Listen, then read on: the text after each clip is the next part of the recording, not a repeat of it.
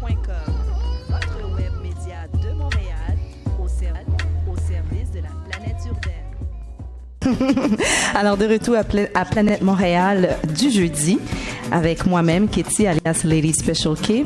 Et là, j'ai devant moi Natacha Odona. Natacha, c'est une copine à moi. En fait, on se connaît, on se croise dans les événements. Et puis, j'ai appris à vraiment bien adorer ce qu'elle fait, ce qu'elle présente. Et aujourd'hui, elle est venue nous parler de son premier recueil. En fait, c'est pas vraiment le premier recueil. Toi, tu ponds les livres, là, comme ça.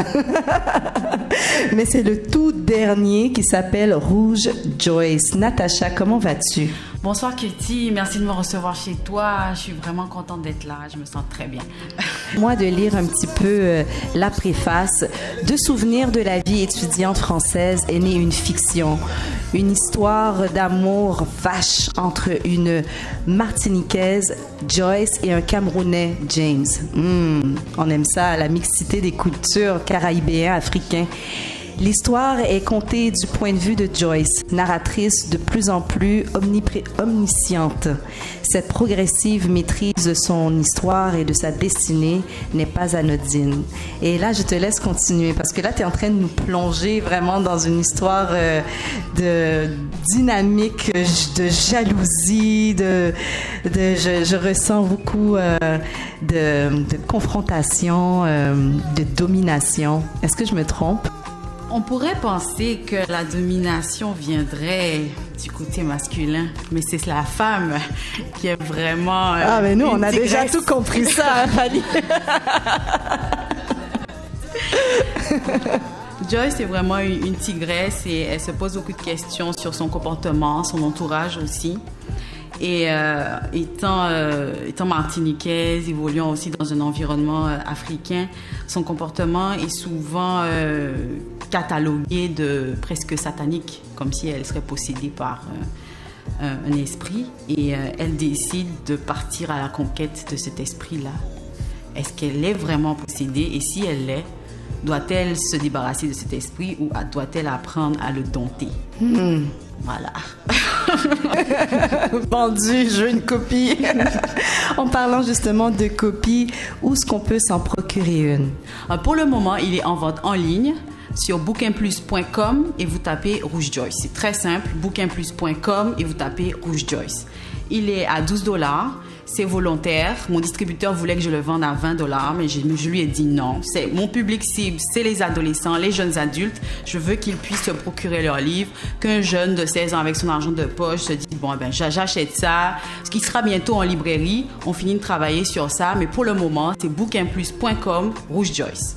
Alors justement, à qui s'adresse ce livre? Là, tu me parles d'adolescents. Est-ce que ma fille de 11 ans, qui est vraiment une rat de bibliothèque, pourrait s'en régaler ou elle est trop jeune? À qui s'adresse ton roman? Je ne pense pas qu'elle soit trop jeune parce que je n'ai pas poussé le bouchon à développer des choses trop érotiques et tout ça, là.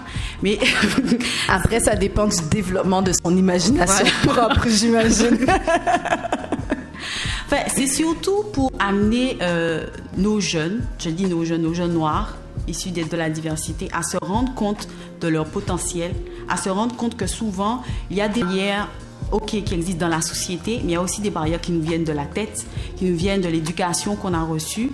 Donc, c'est arriver en fait à jongler avec tout ça, prendre conscience de qui on est, de ses potentialités, ses capacités et se rendre compte qu'on peut travailler sur soi et on peut arriver à faire ce qu'on veut dans la vie. Donc, je pense qu'il faut commencer jeune. Commencer à travailler la tête de nos enfants très tôt. Oui, parce que je pense qu'en quelque part, on est un peu programmé par le système d'éducation, la société, le système en général. Et une fois qu'on a le libre arbitre, qu'on peut réfléchir, ben là, on peut actionner la déprogrammation et remplir notre tête de ce qui nous plaît bien, de ce qui fait du sens. C'est ça, parce que Joyce, elle s'est retrouvée un peu paralysée parce qu'elle était dans une famille, la famille de son copain, de son petit ami, de son chum, comme on dit ici. C'était vraiment une famille aventurière, ambitieuse, et elle n'avait pas encore atteint leur niveau intellectuel, si on peut dire, être capable de mettre en place une stratégie rapide pour pouvoir aller n'importe où dans le monde. Et chaque fois, elle se retrouvait un peu en porte-à-faux parce qu'elle n'arrivait pas à expliquer ce qu'elle voudrait, elle, pour sa vie. Et d'ailleurs, elle ne savait même pas. Donc il fallait vraiment qu'elle prenne le temps de travailler sur elle pour y arriver. Et c'est tout un processus de libération, parce que c'est difficile d'arriver à être libre dans une société où il y a déjà des choses bien établies, d'être soi-même.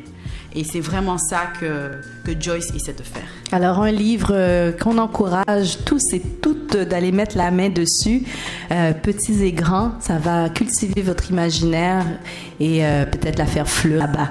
Alors, Natacha Odona, merci beaucoup. Merci, Katie, de m'avoir reçu et au revoir tout le monde. Planète Montréal du jeudi est présenté par loungeurbain.com.